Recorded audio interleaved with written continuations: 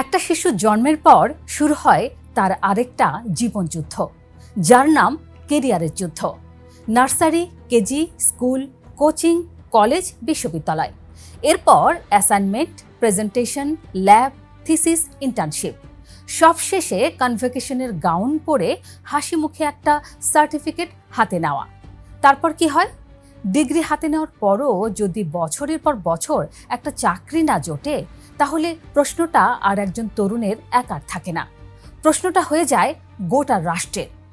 ঢাকা শহরের হাজারো মেসে এখন এমন অনেক তরুণ আছেন যাদের দেয়ালে কনভোকেশনের ছবি ঝুলছে, কিন্তু মাসের শেষে মেস ভাড়া দেওয়ার টাকা নেই। বাংলাদেশ পরিসংখ্যান ব্যুরোর সবচেয়ে সাম্প্রতিক শ্রমশক্তি জরিপ দিচ্ছে অবাক করা একটা তথ্য। বাংলাদেশে সবচেয়ে বেশি বেকার বিশ্ববিদ্যালয় থেকে পাশ করা তরুণরা। আজকের এক্সপ্লেইনারে আমরা খুঁজে বের করব ফ্রেশার গ্র্যাজুয়েটদের সঙ্গে বেকারত্বের কেন এমন বন্ধুত্ব হচ্ছে। সঙ্গে আছি মৌসুমী সুলতানা।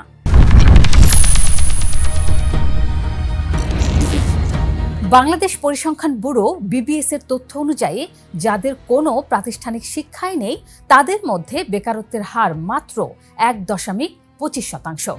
আর যারা বিশ্ববিদ্যালয়ের ডিগ্রি নিয়ে বের হয়েছেন, তাদের মধ্যে এই হার গিয়ে ঠেকেছে 13.54%।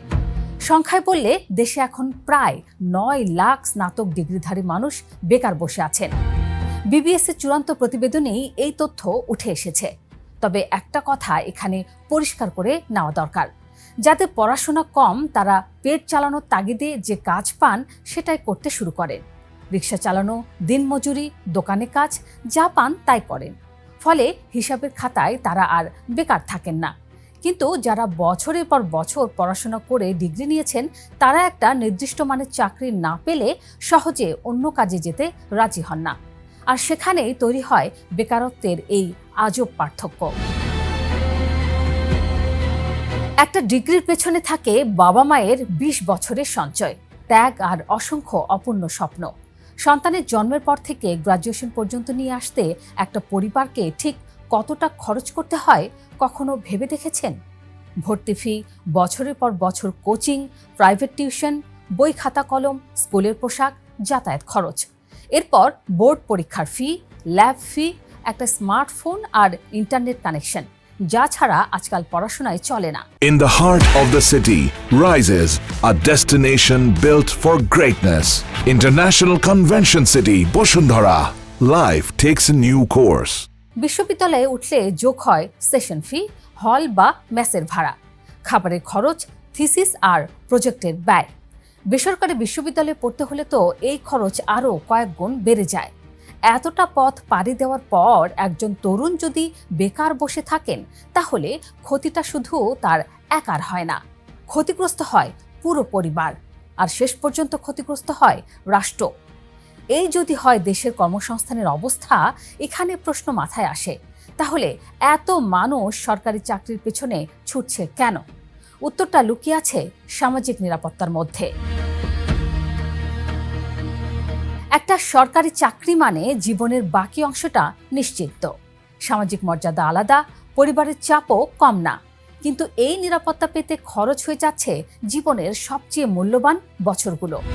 একটা বিসিএস এর প্রিলি থেকে শুরু করে চূড়ান্ত সুপারিশ পর্যন্ত পৌঁছতে এখন সময় লাগছে 3.5 থেকে 4 বছরের বেশি।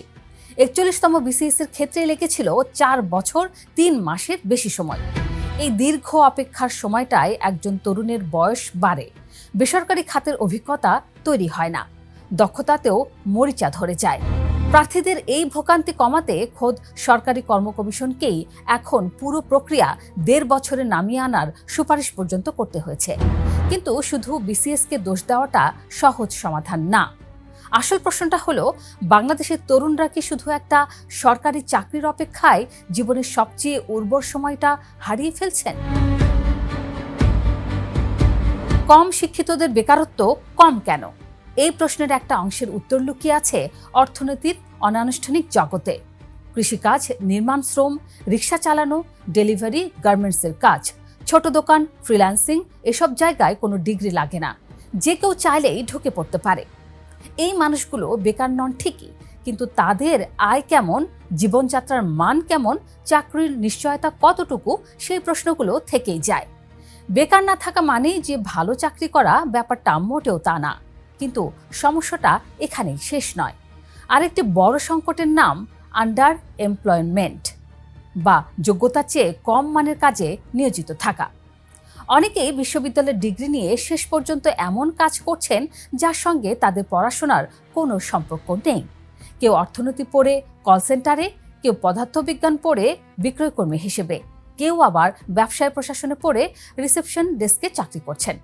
তারা পরিসংখ্যানের ভাষায় বেকার নন, কিন্তু তাদের শিক্ষা, দক্ষতা আর কাজের মধ্যে বড় ধরনের অমিল থেকে যাচ্ছে। আরেকটা বড় কারণ হলো দক্ষতার ঘাটতি। বিবিএস এর হিসাবে বলা হচ্ছে, বাংলাদেশে প্রায় 1 কোটি মানুষ তাদের যোগ্যতা অনুযায়ী চাকরি পাচ্ছেন না। দেশের অধিকাংশ বিশ্ববিদ্যালয়গুলোর ক্যারিকুলাম এখনো অনেকটাই পুরনো ধাঁচের। উদাহরণ হিসেবে ধরা যাক একজন বিশ্ববিদ্যালয় শিক্ষার্থীকে। 4 বছর ধরে তিনি হয়তো তত্ত্ব, সংজ্ঞা আর পরীক্ষা ভিত্তিক পড়াশোনায় দক্ষ হয়ে উঠছেন, কিন্তু চাকরির বাজারে নিয়োগদাতারা খুঁজছেন এক্সেল, ডেটা অ্যানালাইসিস, এআই এর বেসিক ব্যবহার, কমিউনিকেশন স্কিল, ইংরেজিতে উপস্থাপনা, প্রবলেম সলভিং এবং টিম ওয়ার্কের সক্ষমতা। ফলে বিশ্ববিদ্যালয় যা শেখাচ্ছে আর চাকরিদাতারা যা চাইছেন, এই দুইয়ের মধ্যে তৈরি হচ্ছে বড় একটি পার্থক্য। ইন্টার্নশিপ কালচার দুর্বল, ডিজিটাল স্কিল তৈরির জায়গাটা সীমিত। ফলাফল, একদিকে চাকরিদাতারা বলছেন উপযুক্ত লোক পাওয়া যাচ্ছে না, অন্যদিকে লাখ লাখ গ্রাজুয়েট বসে আছেন চাকরির অপেক্ষায়। আর এই সংকটের মাঝে সামনে আসছে আরেকটি বড় চ্যালেঞ্জ, এআই বা কৃত্রিম বুদ্ধিমত্তা। এখন প্রশ্ন হলো, এআই আর অটোমেশনের যুগে এই সংকট বাড়বে নাকি কমবে? রুটিন ভিত্তিক চাকরি, ডেটা এন্ট্রি, সাধারণ হিসাব রক্ষণের মতো কাজ ধীরে ধীরে কমে আসছে। উল্টো দিকে বাড়ছে ডেটা বিশ্লেষণ, সাইবার সিকিউরিটি, নবায়নযোগ্য জ্বালানি আর দক্ষ কারিগরি কাজের চাহিদা। যে দেশ এখনই কারিগরি শিক্ষায় বিনিয়োগ করবে না, সেই দেশ এই পরিবর্তনের ধাক্কা সবচেয়ে বেশি খাবে। দক্ষিণ কোরিয়া, জার্মানি বা ভিয়েতনামের দিকে তাকালে একটা মিল চোখে পড়ে।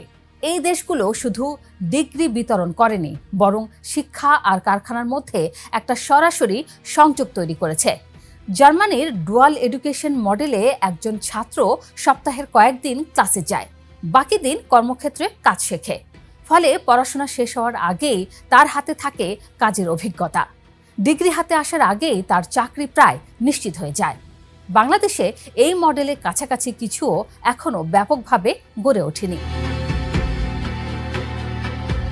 বাংলাদেশ এখন তার ডেমোগ্রাফিক ডিভিডেন্ডের সময় পার করছে, মানে জনসংখ্যার একটা বড় অংশ কর্মক্ষম বয়সে আছে। এটা যে কোনো দেশের জন্য একটা সোনালী সুযোগ, কিন্তু এই সুযোগটাকে যদি প্রশিক্ষিত জনশক্তিতে রূপান্তর করা না যায়, তাহলে এই বিপুল তরুণ জনগোষ্ঠী একদিন বোঝায় পরিণত হতে পারে। দীর্ঘমেয়াদে এর প্রভাব পড়ে দেশের উৎপাদনশীলতায়, বিনিয়োগে আর শেষ পর্যন্ত সামগ্রিক প্রবৃদ্ধিতে। একজন তরুণ যদি জীবনের 20 থেকে 25 বছর শুধু পড়াশোনার পেছনে ব্যয় করেন, তারপর আরও 4-5 বছর বসে থাকেন একটা চাকরির অপেক্ষায়, তাহলে আসলে ব্যর্থতা কার? সেই তরুণের, নাকি এমন একটা ব্যবস্থার যেটা ডিগ্রি বিতরণ করতে জানে কিন্তু কাজের সুযোগ তৈরি করতে জানে না? কমেন্টে জানান আপনার মূল্যবান মতামত। দেখা হবে পরের পর্বে।